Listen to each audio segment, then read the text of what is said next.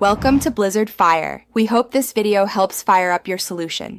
You start by verifying permissions. You must be owner or have admin rights to change protection. Open your File Manager app and navigate directly to the folder or archive you want to lock. Once there, select the item, single-click or long press on mobile, so UI options appear.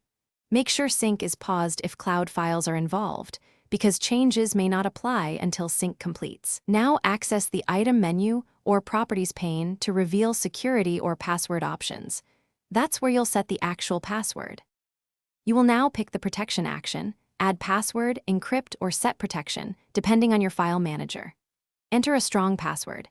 Aim for 12 or more characters with upper/lowercase, numbers, and symbols, because strength prevents brute force.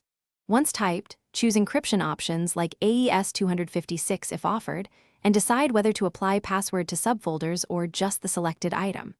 After selecting algorithm and scope, click Apply or Save. The manager may re-encrypt files, which can take time for large folders.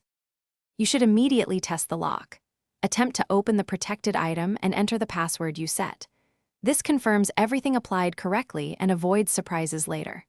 Next, create a backup of the encrypted file and save any recovery key or hint in a secure place offline, because losing the password usually means permanent loss. If something goes wrong, locks won't apply or files won't open, check that you have right permissions, sufficient disk space, and the latest app updates. Reinstalling or using the manager's repair tool often resolves errors.